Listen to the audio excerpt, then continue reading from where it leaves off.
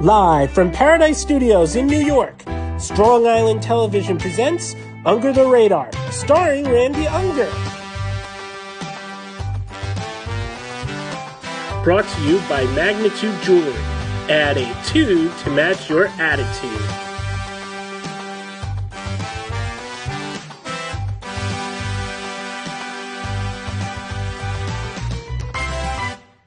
Tonight, Range will be interviewing actress-screenwriter Hannah Levien and producer Ines Eisses of the new short film Hunting Season, recently screened at the Tribeca Film Festival. Randy will also be reviewing the new film Avengers Endgame with special guest critics Robin Channing, Ryan Rizzuti, and Jason Ryder. And now, here's your host, Randy Unger. Hey guys, welcome to Under the Radar. I'm your host Randy Unger, where we talk all things film. And right now we are right in the middle of the Tribeca Film Festival. And on the phone right now I have guest actress, screenwriter Hannah Levien and producer Ines Eisses of the new short film Hunting Season. Hey guys, how are you? Hi, Great. doing well. Hi. Thank you. Yeah, thank you so much for taking the time today. You must be pretty busy this weekend. Very. Yeah. We're in town from Vancouver, Canada, and I've been here a few times, but this is Ines's first time, and we're making the most of it. Yeah, great. How's the festival treating you so far? Hello? They got disconnected, Randy. And we got disconnected, folks. No. Well, anyway, guys, the film, it's a short film. They screened it at Tribeca recently, and it's really interesting. It's a short film. It's about 12 minutes long, and I would describe it as a thriller horror about a young woman who, she's a gas station attendant, and she gets terrorized by a mysterious creature. So, yeah, if you guys ever come across Hunting Season, I highly recommend that. And also, guys, the Tribeca Film Festival, very, very popular, very a lot of fun, actually. They show quite an array of interesting films. So if you're in the area, I highly recommend checking some of them out. And yeah, live TV, folks, you gotta love it. Can I chime in on that? Oh, Mr. Robin Channing. Yeah, it's okay. Here I am in person. Is my mic on? Yes. You hear me? Okay, good, because I turned it off for a little bit just so I could have my high-octane diesel cocktail of black coffee with espresso, kind of. Hannah and Ines? Yes, we're back. Oh, you're back, we're okay. back. Some technical difficulties there. Technology. Gotta love live TV, guys. It's all good. So I was just talking about the film to the audience here. It's about a gas station attendant who gets terrorized by a mysterious creature. And at only 12 minutes long, it really is a gripping and interesting and moving story. I'm curious, how did the film originally come about? Well, this is Hannah, and I'm a screenwriter of Hunting Season. Okay. And the idea came to me in sort of a bizarre way. I was in a taxidermy shop in San Francisco, and I saw this giant taxidermy unicorn, which was obviously fake, I'm assuming. But it's so beautiful and very natural looking. It wasn't sparkly or pink or anything like that. It just looked like a beautiful horse with a horn in the most unlikely of places, a shop in San Francisco. And I thought, wouldn't that be a really cool thing to see on film? A girl meeting a unicorn in a really unexpected place, and what might happen if that was to take place. And it kind of, got my, wheels turning, the idea of that visual, and then gradually the other pieces came into place, and it just sort of began to take shape and in my mind, and I wrote it over a period of time, but it was definitely that just visual that came to me that I was like, I kind of found irresistible. Now, I wasn't gonna spoil the film by saying that the creature turns out to be a unicorn, but there you go. That's fine. That's fine. I ruined it. It's okay. No, it's a great film anyway. Everyone should go see it. That's over the bag now. That's fine. That's fine. So I'm curious, would you classify this as horror or fantasy or both? What do you think, Ines? Well, we've kind of tried to figure this out as well, because I believe it's fantasy. There's a bit of sci-fi. Right. I mean, we've also showcased at a horror, film festival. I'm not sure I would classify it as that, but I would definitely see fantasy and even a bit of drama and romance. You know, so but fantasy is definitely the top genre that we feel would fall into. Okay. Now, sorry. I was just saying magical realism. And I really love the idea of hunting season being there is something magical that happens, but it's given away to our audience. But, it's a very real slice of life story about life in this small town where people are living a real experience. And I think was this filmed in Vancouver? Identified with, especially our protagonist Callie, who she's overcoming. So, sorry, what's that? No, was this? I was curious. Was this filmed in Vancouver? It was 2 hours outside of Vancouver. Okay. Yeah, on the unceded territory of the Salish First Nations. Oh, cool. So, but yeah, an hour and a half east of Vancouver. Nice. In a beautiful little area. Okay. A nice remote gas station where creepy things could potentially happen. Oh no. And so I say magical realism. Nice. Because it's something magical happening in a very real sense, if you know what I mean. Yeah. Now, do you think this film has potential of becoming a feature film? Absolutely. I mean, that's really where we'd like to see it. I mean, we had also talked about potentially developing into a TV series, but I think at this point, a feature film is kind of where we'd like to go. And I know when we get back to Vancouver, we're definitely going to talk about this further and develop it and see where it goes. I mean, it really does take a lot of time to write a film, and I know because Hannah is so busy, it's going to have to fit in her schedule, but absolutely, this is where we want to go. And we want to be back at Tribeca. Yeah, next year. Yeah, we back for the future. That would be awesome. We certainly love to be back here with it. And, it wasn't a short film that I wrote with the intention of making it into a feature at all. It was just a piece that I was like, this, I think, could be a really cool short film and really artistic and creative for the amazing artists that I know and could really bring something to this. And I think there's an audience for it. And then as we began to play festivals and screenings, everyone has been saying, what's next? That you have to make more of this. Yeah. And so now it's, without even, without the intention of this, it has become a really great proof of concept for us, which is, as all filmmakers know, it's such a great thing to have behind you if you're trying to then build your next film or version of film. So it's worked out nicely for us so far. Yeah, for sure. And because it can go in so many directions, I mean, again, we're just really looking forward to seeing where it ends up going in terms of the storyline. Now, do you think you would continue with the unicorn theme, or would you add maybe more mythical creatures into the mix and kind of like string it along like an anthology series? Funny you mentioned that.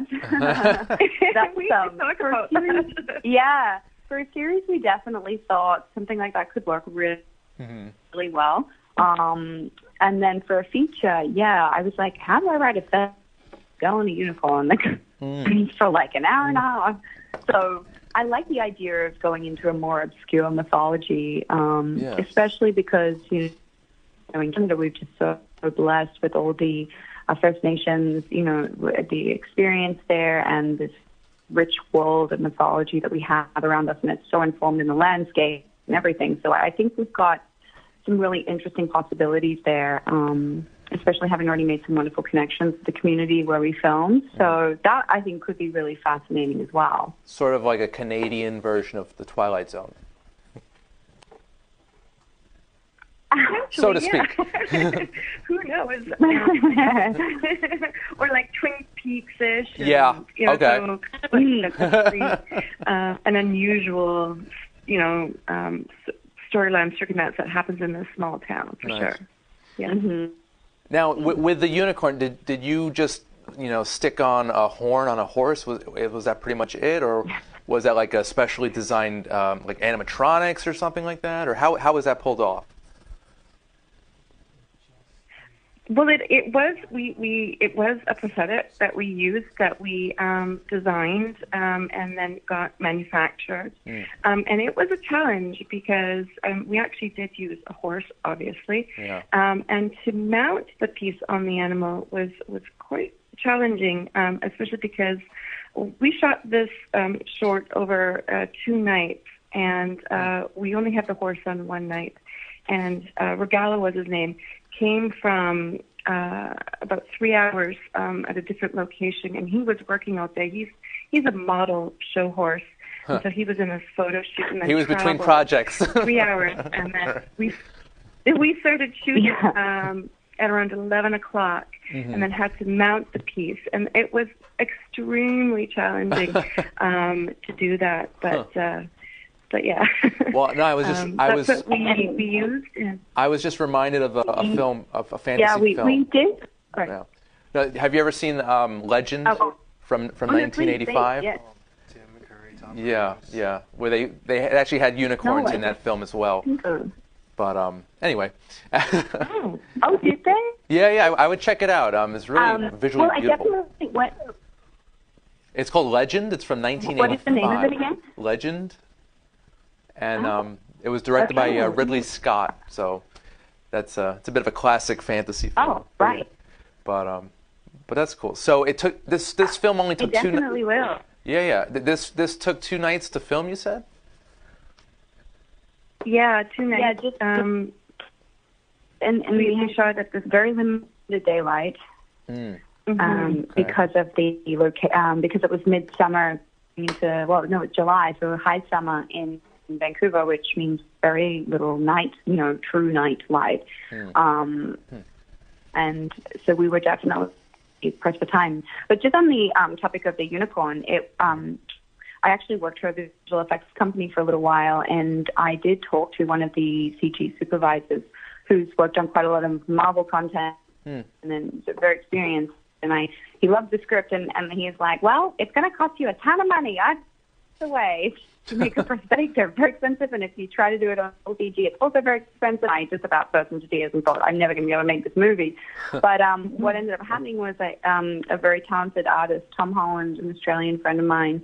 He, with Shannon, our director, we came up with a few really cool ideas about how to make an interesting-looking unicorn horn, and we actually looked at dinosaurs and rhinoceros horns and stuff that was very earthy, rather than those twisty, sparkly unicorn horns. Yes, thin. Okay. Yeah, we wanted something that was a bit more horror and unexpected, and like something of the earth. Okay. That's like this horn was like from the earth, not from like outer space. So that could be fun too. But so it started with that, and then we did the design, and then we found an amazing FX makeup artist who could make the prosthetic, Carolyn Williams, also she's Vancouver-based, and they did an amazing job for us and gave us a reduced rate to support the film, and that's kind of how that came to be. And then we designed a harness for it that could fit under the horse's mane, and so it was a lot of creativity that went into making a unicorn for very little money, which serves the team. Okay. What about the sound effects? They're very very realistic, very scary. Actually, I was reminded of A Quiet Place. What was the sound editing process like? Well, the reference, I remember our director Shannon when Kevin Hamilton, our sound designer, who's just been nominated for an award in Canada for his sound design on this film. So that's a huge credit to him. He worked really hard and was so creative with this. Nice. And Shannon made a reference to, I think it was male stallions fight, or I don't think it was mating, female male stallions, mating, but I think it was when they fight, they like shriek. I think they make these really scary noises. And Kevin layered that in with also like a bellowing noise, and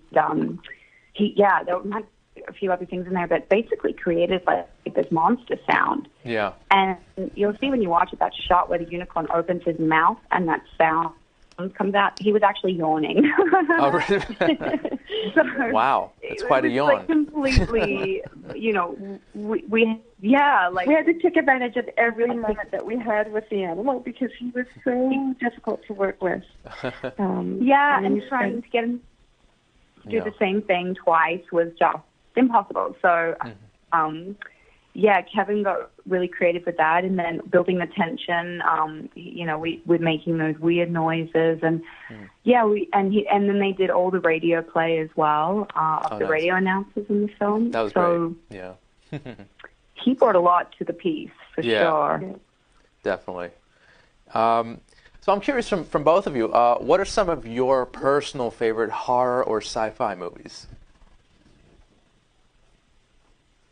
Well, mine is Alien. Nice. The original. I mean, to me, that just takes the cake. It's the creme of the creme, right? I mean, she's badass and she's a woman, and I don't think anything for me has topped it, really. Nice. I honestly prefer Aliens, the sequel.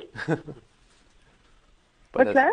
I actually prefer the sequel, Aliens, where they really where they really showed Ellen Ripley's being a badass. So, yeah, I thought that was awesome. Right. How about you? How about you? I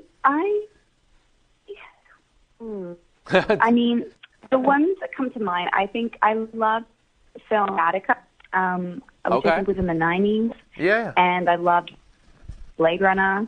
And then recently I loved the film Arrival. With Amy Adams and Jeremy Renner. Right. Yeah, that was good. I found that, just...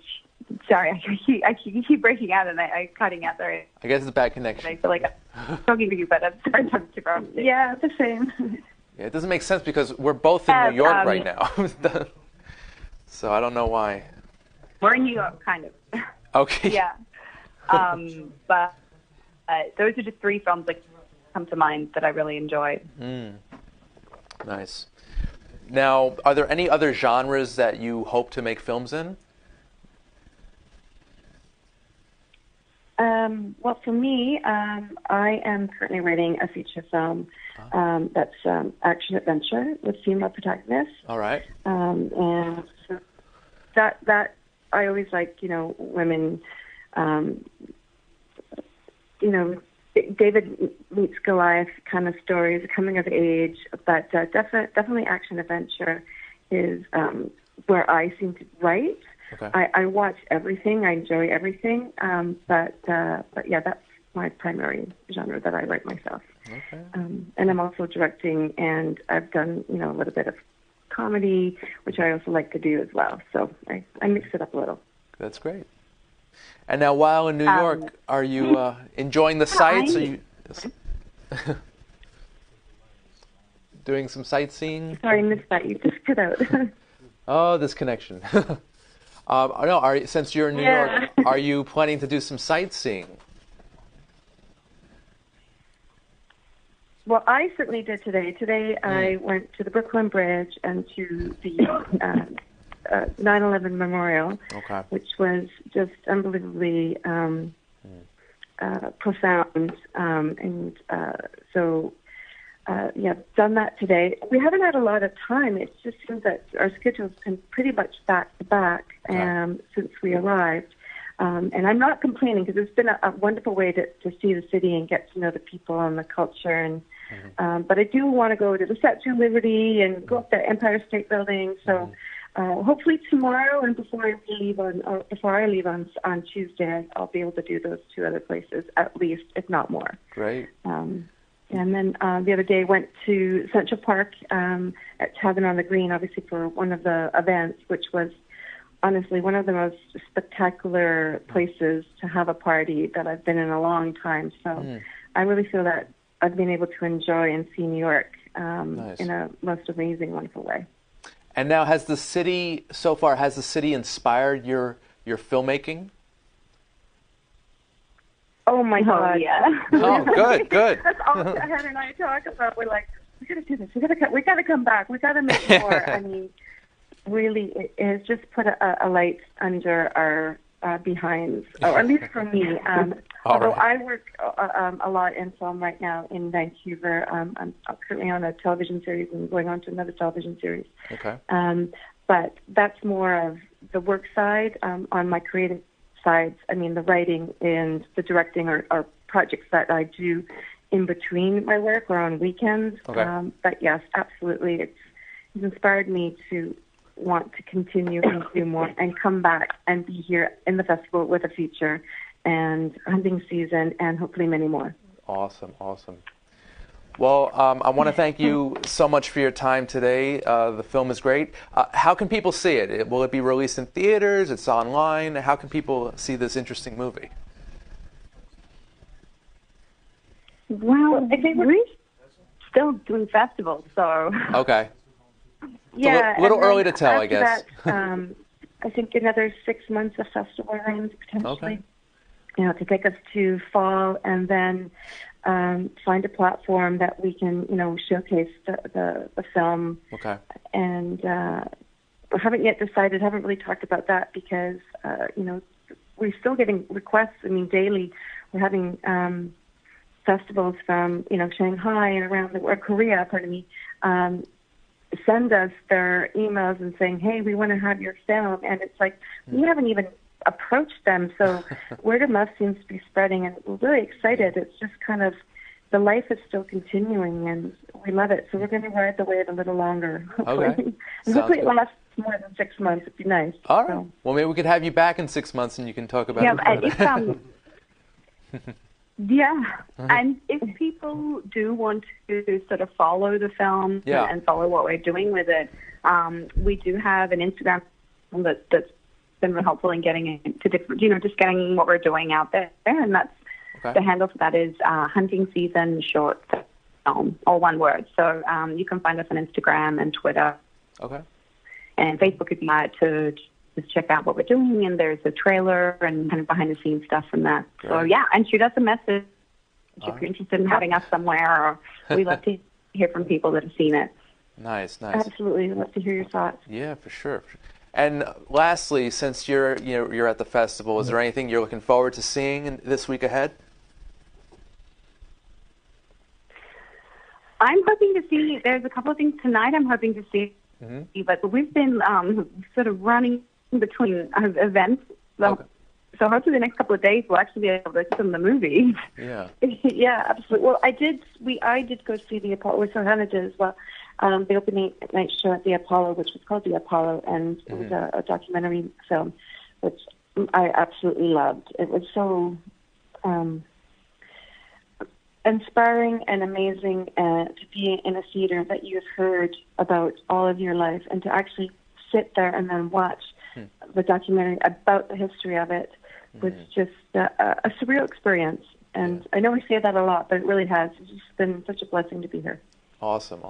Yeah, there's a couple of features, one called Only and another called Bliss, that look fantastic. And there's a documentary on the band Sublime. I don't know if you're familiar with them, but I'm hoping to get to that tonight. I know it's mostly sold out, but that looks super cool as well. So so much to see. What an amazing festival. It's jam-packed. It's only been a few days, but it's a great festival.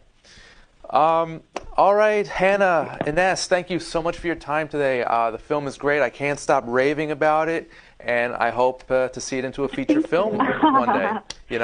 It's a great story. Thank you so much. Yes, and thank you for your support. Of course. Absolutely, yes. We really appreciate it, and just thank you. Sure. And maybe I'll talk to you again in 6 months.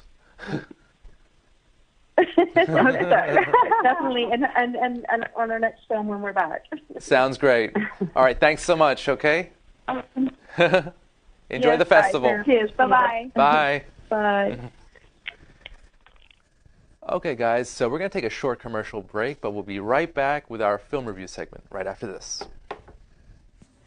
Under the Radar is brought to you by Magnitude Jewelry Add a 2 to match your attitude. Patent pending, interchange genuine gemstone and crystal EMF protection jewelry. For more information, please visit magnitudejewelry.com/gemgirl or call 718-268-6634.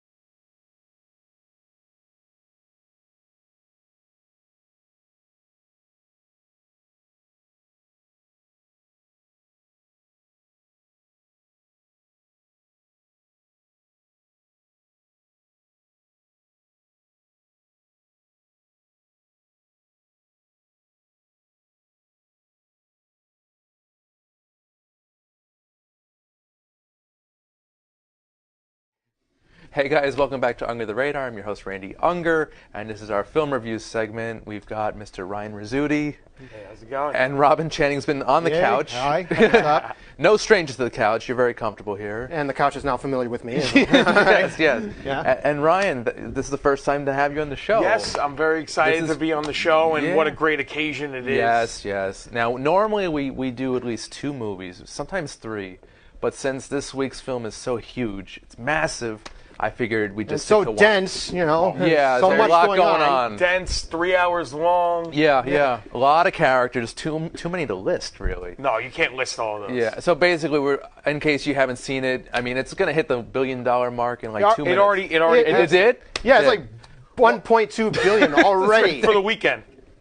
350 just in the U.S. Last year, Infinity War did like 600 million thereabouts, global box office opening weekend. This is crazy. Endgame just doubled that. Yes. Doubled it. Yeah, So it's unreal. What is this, the 21st or the 22nd? 22nd, I believe. 22nd Marvel film, Avengers Endgame, guys, in Yeah. case you haven't caught on already. Yeah. But, so basically, last time we left our fearless heroes, they were being wiped out one by one. No spoilers here. I'm assuming everyone... Spoilers for Infinity War, not for Endgame. Right, for Endgame, we could do some light spoilers, I think. Yeah, we'll just skirt that one. But Fearless, I'm not too sure if that's the most applicable choice of words because there's a whole lot of grieving going on and a whole lot of other... That's true. So they're a mixed bag of heroes at this point, and half of them got wiped out in Infinity War. Yeah. So now we've got Tony Stark, we've got Captain America, we've got Black Widow, we've got Bruce Banner as the Hulk, sort of himself, and it was pretty cool to see that. That's Like one of my everybody's favorites. represented here. Yeah. So You get Jeremy Renner as Hawkeye and Paul Rudd as Ant-Man, who weren't in Infinity War. that was a great opening. With Jeremy Renner. We're going to spoiler territory there. Well, it's only like the first scene. That's the opening 5 Yeah, that's minutes. the opening, so it's like, who It's cares? a nice intro to the story. You have to really dance around it when it comes to exactly. And also the trailers only showed footage from just like within the first half hour anyway, so. There's a couple of shots that were from like the end of the movie, but they were so quick that you can't even figure out that they were. Like there's a shot of Ant-Man running that's from the end, and there's a shot of Captain America, but they're so quick. They just show them in the white suits walking. I think those shots came out with the trailers that came out after the movie was released. No, there was one before that it had Captain America with like something happened to his shield, and you could kind of see it very quickly. That was it. Because I remembered it in my brain. I went back to it. Dude, he's got like hummingbird eyes. I mean, if you can spot that. Right? So that was the final battle where That was the final cracked battle. shield. It's like you can see Fight Club level splicing going on. Oh yeah. Jeez. Oh, this movie. I mean, 3 hours. It actually didn't feel like 3 hours. It just moved so well. I couldn't even stop to look at my watch or anything. It felt quicker to me than Infinity War did, and Infinity War is like a half hour shorter. Yeah. Thereabouts, right? And this is, I think, is a lot more entertaining. It's equal parts dark and dazzling. There's equal parts drama and action. Yeah. It was a great mix, great balance. Right. I mean, it would just hit all the right notes in all the right places as far as I'm concerned. And I think this is some of Robert Downey Jr.'s best acting, I'd say. Yeah, his best acting. Oh my God, yeah! Especially when we see like his early scenes within the early parts of the movie, he freaking delivers. Yeah. It's like, Oh, you mean in the ship when he's alone? With, not just that, but after the ship. Yeah. That's all I'm gonna say. After the ship. That boardroom scene is very powerful. Yeah, right. A very powerful scene, and his acting is some of the best that he's given of this character, and he's done this character almost 10 times. Yeah. Like 10 movies. Right. And I think that this is probably like his apex. I would say Chris Evans as well. Yeah, I agree with that. Yeah, right. I like Mark Ruffalo as well. Yeah. That motion capture was The motion awesome. capture on him I thought was fantastic. Great. Something I never thought I'd see Yeah. in a movie. Especially like with that character of the Hulk, and I like the way that they, without saying what they do with the in the film, the way that they leave it open where there's this huge gap where they could actually fill in movies. Yeah. Like there's a whole Hulk movie we haven't seen. Yeah, right. That they just could that see. they, Yeah, we could Well, I see mean- it. They haven't that you haven't seen anything about. But the story is going to sort of continue with Spider-Man Far From Home? Well, Far From Home, I think, is more like an epilogue, if anything, because from what I read, it's Interesting. actually going to wrap up Phase 3. Oh, gosh. So many wrap-ups and I mean, conclusions. which makes sense, because the first Spider-Man, didn't that kind of wrap up the previous phase? Spider-Man Wait, the Homecoming? first Tom Holland? Yeah. The one with Keaton? Well, Yeah. Well, actually, Homecoming. Yeah, Spider-Man Homecoming. That sort of wrapped up its own phase. That was Phase 2, right? Thereabouts? it kind of wrapped up a little bit of like Civil War. Yeah, I there would you say. go. It Right, kind of right. wrapped up like what happens in Civil War. I'm going to seriously have to rewatch all of these movies. Yeah, Definitely They're should. so good. Because it's like, I mean, the Avengers movies kind of are like the apex of their arcs, but then like the immediate movie following after that seems to be like an epilogue. Yeah. And I think that's what Spider-Man Far From Home will be. It'll serve as an epilogue for Phase So 3. you think that'll be it? No more Marvel? No. Are you kidding, dude? The end of this phase of Marvel. Okay. The end of okay. this phase. We because can. there's a lot- It's practically a cash cow now, so Right, you know right. they're gonna milk that sucker for all it's And worth. they've got like 60 years worth of material to go on, all the comic books over the decades. Yeah, right. I mean, Same with DC, which is another topic I want to get into today. yeah, right. But it's very interesting to see what they're going to do with the next phase, because the only movie announced so far is Spider-Man Far From Home, but we do know that they've cast and done a lot of casting for a Black Widow movie, which might be coming out next year, and they've also been making a lot of moves for Doctor Strange 2. Huh. So they think those will be the two movies that'll come out next year, and possibly an Eternals film, which I think that will be like almost like the way Guardians was, where it's going to open up a whole different world. And there's already talk about Guardians of the Galaxy Volume 3. Oh, yeah. Black Panther 2. Black Panther 2, Captain Marvel 2, Yeah, right. Ant-Man the Wasp 3. So that'll be Phase 4? Yeah, That'll be what thereabouts. Phase 4 is. So they're just going to make up as many faces as they want. Exactly. Furthermore, now the business end with Disney acquiring 20th Century Fox, which in turn leased the other Marvel characters. Now they'll make a X-Men and stuff decent Fantastic Four. Yeah, we can get good Fantastic Four. We can get X-Men into the fold, just like they were in the comics and so forth. And now that we've introduced other story aspects, Wait. So what about Dark Phoenix? How does that fit in with the? It doesn't. it won't. Okay, It won't. I don't think it That'll will. be the end of the Fox X-Men films. Oh, okay. That'll be the end of that. It's going to fade out with that. Okay. Yeah. And then I think probably 3 or 4 years down the line, they'll bring in Fantastic Four and X-Men. They might tease them in movies, but I don't think they'll get their own movie for another 3 or 4 years. I mean, look at Spider-Man, the Tom Holland Spider-Man. He was just digging so it. carefully introduced. Like first, he was mentioned at the end of Ant-Man, the first one, and then we officially see him within Civil War. the end of Civil War. And then Spider-Man Homecoming. Right. Great movie. So I'd imagine something like that. And there's another character that they don't fully mention, but they say that there's an earthquake underwater, and there's a certain character Namor? that is underwater. Namor or Namor? I think I always say Namor. Or Namor. The But it might be Submariner. Namor, the Submariner. At the the very Marvel least. equivalent of Aquaman. But there's a lot Yeah. he has an issue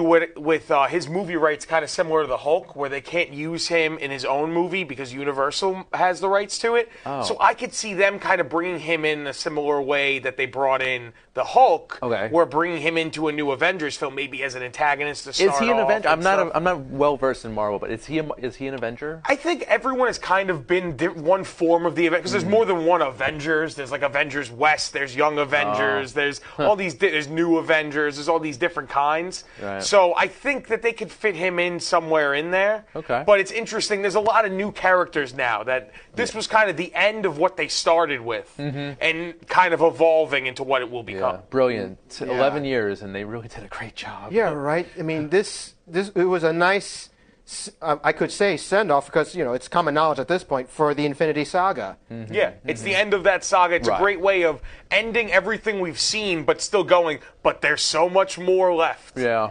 And I'm very excited to see what they do because the way that they buttoned everything was so perfect with a lot of these characters. Yeah. The way that certain characters move and change throughout the film. Right. There's one character in particular starts one way in the film, kind of down and sad, and then you don't see him for about half hour, and then you see him and he's a completely different character in a different place.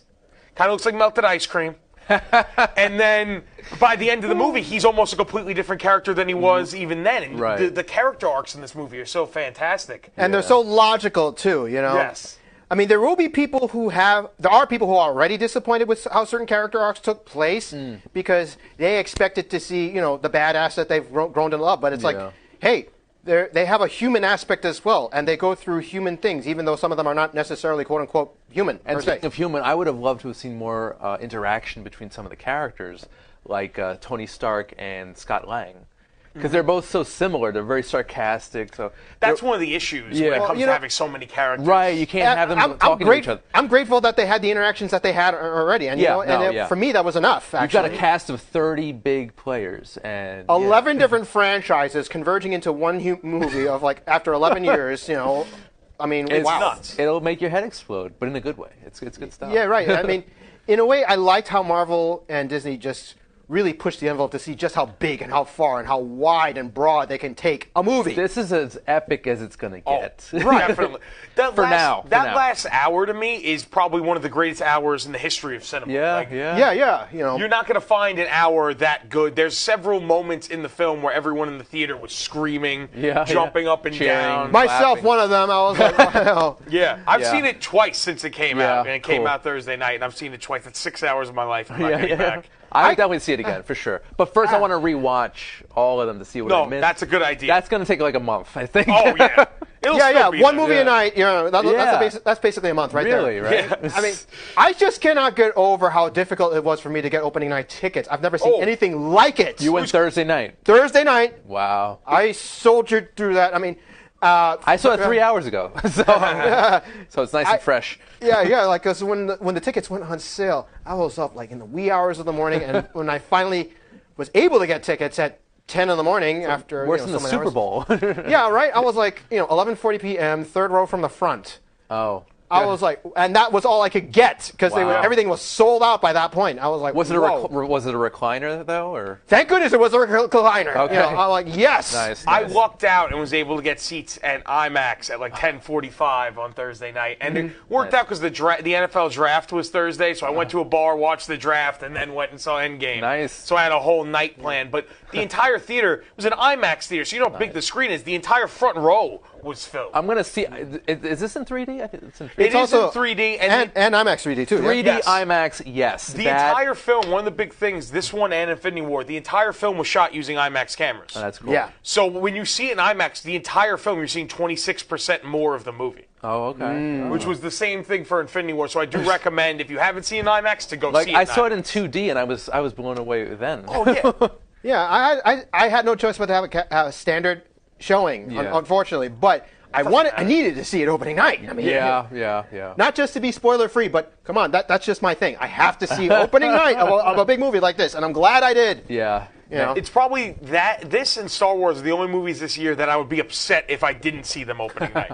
Yeah, right. Same here. Everything else, if I would want to see it opening night, but if I couldn't, it wouldn't be the end of the world. Right. This would be the end of the world for me. Yeah, because right. I'm such a diehard superhero fan and movie fan, and to me these are my Star Wars. Right. I love Star Wars, but this is my Star Wars. I'll tell you, for me, 3D it's a rare thing that I go to because it never really blows me away. It has to be done right. Yeah, well, they did it right with Alita Battle Angel. A movie that kind of fell through the cracks in a way. I enjoyed Alita Battle Angel. Me too, yeah. I really liked Alita Battle Angel. It's not the best movie in the world, but Robert Rodriguez and James Cameron know how to make a fun action film. Yeah, even by themselves, and it was a smart film, too. Oh, yeah. And great performance by, I forget her name, but she's very good in that. Oh, Rosa Salazar. Yeah. And Christoph Waltz is great. He's good in everything. He's great in everything. But with Endgame, it's just amazing how they've been able, especially the Russo brothers, making this is their 4th MCU film because they did Winter Soldier, Civil War, and Infinity War and Endgame. Oh, nice. Okay. Yeah. So the way that they've been able to like make a path for themselves, because their only other film before this was You, Me, and Dupree. Really? And they made a lot How did they go from that to this? They made a lot of episodes of Community, and that's kind of where they got. Their following and picked up because a lot of how they directed certain episodes in Community and how they were able to make each character kind of have its own focal point. That makes sense. And each character was very important. Just to bring it home, Randy, take a history lesson. Yeah. There was a certain director who went from American Graffiti to Star Wars. Oh, that's a good point. Okay. Wait, but wasn't THX 1138 or whatever? That was before that. It was before that. But that flopped. That wasn't. Yeah, right. But bottom line, and also we have another director who went from Memento to the Batman. Oh, yeah, Mr. Nolan. You could also go with Joss Whedon, who went from making a movie based on a show he made to making Avengers. Or wasn't it a show based on a movie? Yeah, a show based on a movie. Yeah. Well, no, he did a movie based on you're talking Buffy. I'm saying Serenity. Firefly, which was his movie before Avengers. Right. So it depends. That makes sense. I feel like if you're good at doing TV, especially with all the characters you have to cover, doing something like this, especially this is episodic. Right. So it fits you better, and it shows the Russos are very good at that. But he's also amazing at fight sequences and space battles. Oh, yeah, right. I didn't see any of that in Community or any of these other shows. Well, there's some fighting in Community. The paintball episodes. I never got into that. There's some episodes where they have like paintball wars, and they kind of play it almost like a giant action. I think I want to see that episode now. Yeah, it's a cool. The first paintball episode was directed by Justin Lin. Okay. And after he did the Fast and Furious movies. Oh, okay. And then the second season, they did a big 2-part episode that, like, it's the whole campus is fighting a different campus. Does it look like the final battle of Endgame? Yeah, with paintballs and a much smaller budget. But it shows, if you watch that, you could see, like, I could see why Kevin Feige would say, I want these guys to do Civil War, Winter Soldier, everything they were able to do. And what I love so much about Endgame is you could tell the Russos are fans of Marvel, and they love Marvel, and they love the movies, because it felt like a greatest hits. Without spoiling anything, it felt like a greatest hits of the Marvel cinematic universe. You can feel that this was truly not just a multi-million-dollar, in this case, soon to be multi-billion. This was truly a passion project. Oh yeah. All right, that's it. That's the deal. Most of the MCU movies have been. Yeah, right. That's how it started. Jon Favreau, he's a big fan, I think. Yeah. He handled the material beautifully with Iron Man. Yeah, and right. Going from that, he went from that to now he made The Jungle Book. He's making Lion King. He's making The Mandalorian, the Star Wars TV series. So that was the big kickoff for him as a big budget Before director. That, it was all he had was Swingers and Swingers, Elf, and some Zathura. episodes in Friends. Yeah, Jon Favreau was in the Daredevil, right? He was in Daredevil. He didn't direct it. He plays what's his character's name? Matt Murdock's partner. Yeah, in the firm, right? That's cool. I don't know why I can't. Ben Affleck. But it's his partner that's played. But who directed that? That was the Mark Steven Johnson, who also did Ghost Rider. Oh, okay. Which is why those films have very similar quality. Right. Yeah. That was kind of a weird time for Marvel. Like after Spider-Man, they're like, we can do no wrong. So let's just do every hero. Marvel Studios was still in its formative period at the time. Right. So Iron Man came out after those. Right, six years after Spider-Man. That was when they were kind of just pushing it out to different studios. Yeah. And the reason why the X-Men movies were so much better than all the other ones, Kevin Feige, who is the head producer of the MCU, produced all of the original X-Men movies. Okay. The first 3, right? Yeah, the first 3. And then he went from that to starting Marvel Studios. X3 was such a disappointment, though. X3 is a disappointment. But I wouldn't fully fault him for that. I'd fault that on the director and trying to do way too much. That was Brett Ratner, right? That was Brett Ratner. Yeah. Singer did the first 2. Singer did the first 2, and then he came back for Days of Future Past and Apocalypse. That's interesting. Yeah. Okay, cool. So it's interesting to see. And, when you look at the directors that have made these kinds of superhero movies, it takes a director that really cares about the source material. Right. And I think the Russos really show that, because I feel like we kind of had a feel for Captain America in Avengers and in the first Captain America. Great movie. I love the first one. And the first Johnson. Right. What's Joe Johnson? Joe Johnston, who's a great director. Yeah, basically, he recreated The Rocketeer, But no jetpack. But no jetpack, no Timothy right. Dalton. Yeah. right. But I feel like when the Russo brothers came on, they really got the character of Captain America. They knew what it's made Captain America so great, the same way Favreau knew what made Iron Man so great. Yeah. And casting Robert Downey Jr., which at the time everyone thought was a terrible idea. Yeah. Yeah, If right. you remember, everybody was like, "Why would you cast Robert Yeah, Downey yeah, Jr.?" right. It Now worked, he's though. like the most bankable man in Hollywood. I'm That like, movie yes. skyrocketed him into success. It really. He makes like $50 million Yeah, a picture. I think he might be. He's definitely one of the highest paid actors. Yeah, I mean, he's he one only- of them Yeah, now. yeah. He only hit Forbes list of highest paid actors, you know, and you know, now Iron Man not only did it launch RDJ, it also launched the whole MCU basically. Yeah. You know, Because Incredible Hulk came out a month after, and that didn't do nearly as well. Yeah, what was the deal with that? Was actually good with Edward Norton. Yeah, that with was Edward good. Norton. And that is still, like, in the MCU. That's canon with. That's canon because William Hurt plays Thunderbolt Ross, and he's in Civil War and makes an appearance. and in other films. movies as well, In other within films, like within Infinity MCU. War. Yeah. And that character is the same character. Liv Tyler never came back, and they replaced Edward Norton with Mark Ruffalo, but that is still a canon film. That's supposed to be, when you watch it, just imagine Mark Ruffalo's face on Edward Norton's body. They should redo it, but like super. Yeah, just CGI him in. Well, you know what? Another thing about the Incredible Hulk is that there's a tie-in to the rest of the MCU because with Tim Roth's character, how he Yes. became Abomination, that Great was actor. based on Captain America's background. Yes. Okay. Okay. So You know what? We don't have a lot of time.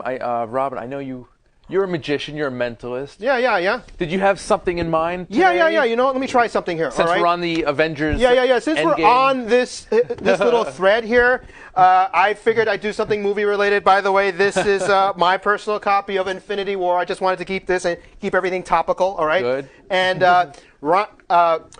Randy, you've known me a long time now. Yeah, a Okay. few you know years, me- yeah. Ryan, we just met. We just met. We just friended each other on Facebook. Yep. Yes, it's Fast Facebook. It's official. All right. So I don't want you to think that because Randy and I have a history that he's in on what I'm about to do. As a No matter of idea fact, what he's going to do. Furthermore, I'm just improving it. Okay. Okay. You can take me on faith. I can with attest to that, Okay. yeah. So let me just introduce what's at play here. All right.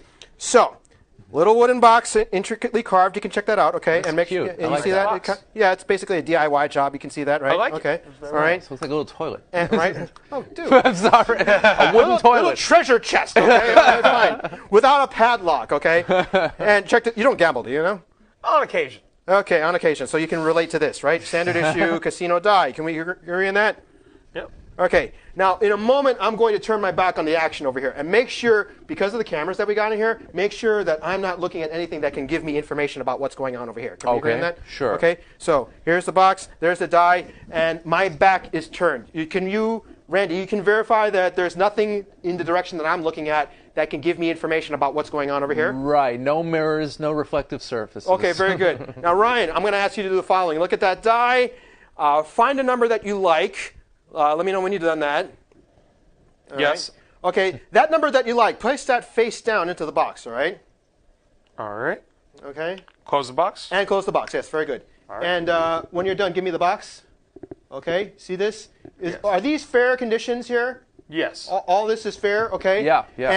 And you can attest for yourself, there's no way to peek inside and find out Yes, the there's information. no that's way. So there's no way, okay? So at this point, Ryan, I'm going to get some, I'm just going to get a feel about some information from you, okay? Okay. And I'm going to also go to my way to keep everything topical, okay? So I'm going to keep everything topical. You know what, here, better than that, here, I think I got a feeling for how you might operate. So hold on to that. And you know what? I'm going to ask you to close your eyes, look at the camera, all right? I mean, look at the front, okay? And close your eyes. Actually, that's actually a contradiction in terms because I'm just improvising as I'm going along. How can I tell you to look straight ahead and close your eyes? Well, That I'm doesn't doing it. entirely make sense. I'm doing All it. right? Okay, plot hole. Anyway. One eye all open. right. Okay, so Ryan, we just met. And we're going to go with the Avengers, and we're going to keep everything topical, all right? So because we got so many Avengers in play, we're going to do the following. If you're thinking of the number 1, think of Doctor Strange. If you're thinking of the number 2, think of Captain America. If you're thinking of the number 3, think of Iron Man. If you're thinking of the number 4, think of Black Widow. If you're thinking of the number 5, think of Hawkeye. And if you're thinking of the number 6, think of the Incredible Hulk. Can you do that for me? Yes, I can. Okay, you have one in mind? Yes, I do. Okay, think of it. For the first time, name the character you're thinking of. Doctor Strange. Open your eyes.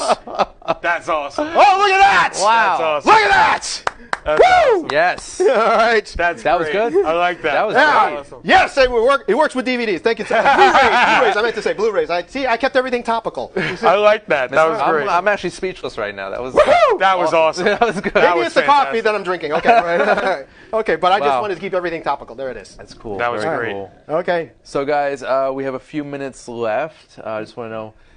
Obviously, you're into 3D. The next movie, what are you looking forward to? The next thing I'm really looking forward to is Detective Pikachu, which comes out in 2 weeks. I'm digging the idea of that. And when I saw some of the clips of Ryan Reynolds performing as the Pikachu, I was like, I'm gonna dig I this. wish they would have picked someone else. Though, I'm very interested. Why? I think he's with overexposed. Doesn't matter. As long as he can deliver. I don't think it would work as well without him. Really? The big thing everybody wanted was Danny DeVito, and apparently they That's too tried obvious. it, and it didn't work. Oh, okay.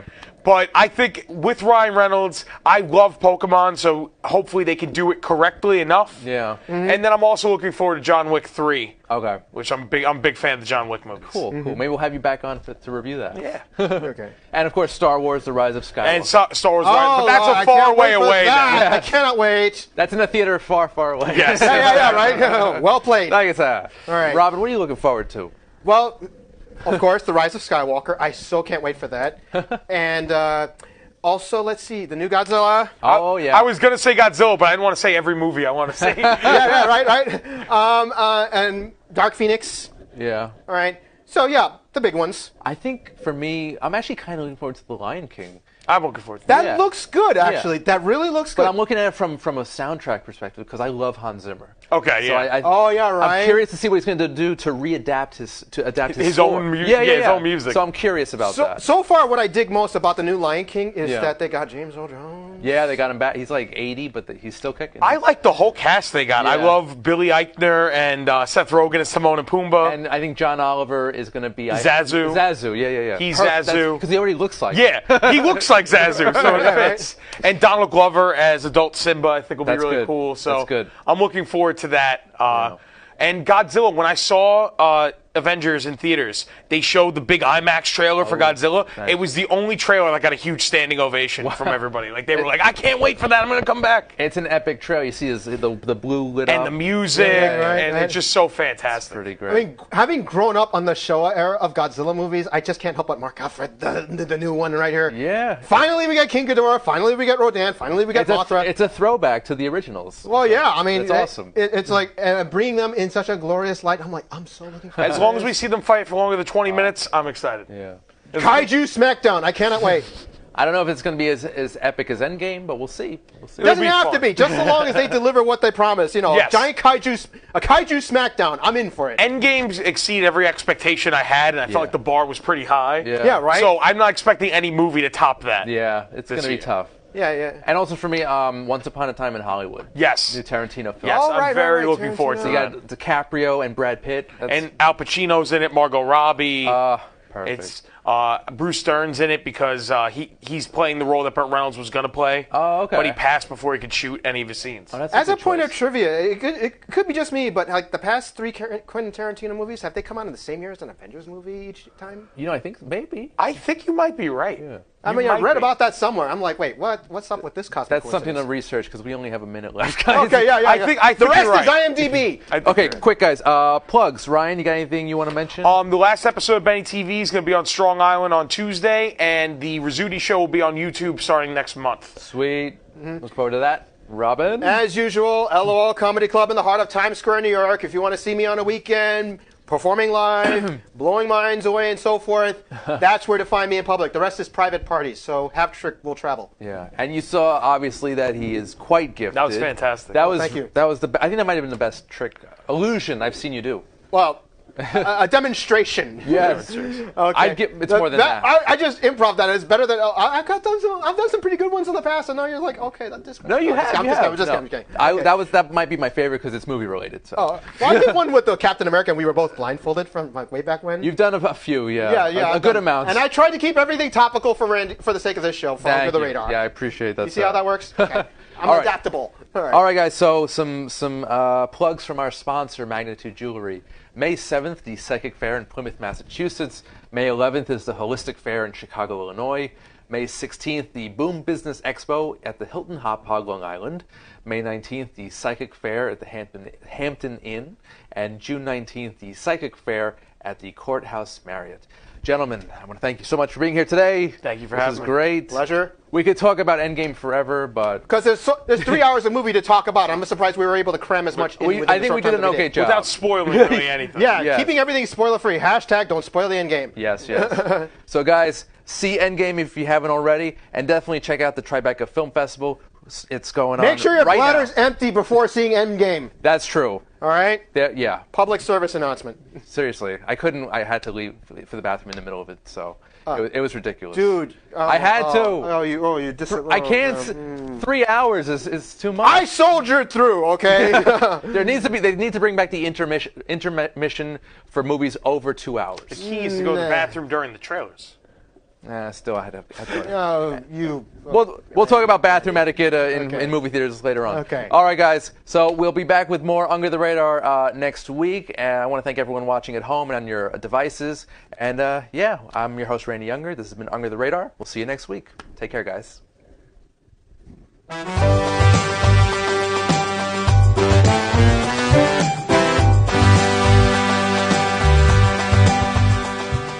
Under the Radar is all new next week with more movie reviews and interviews on Strong Island Radio and Television. Stay tuned. We'll see you next week.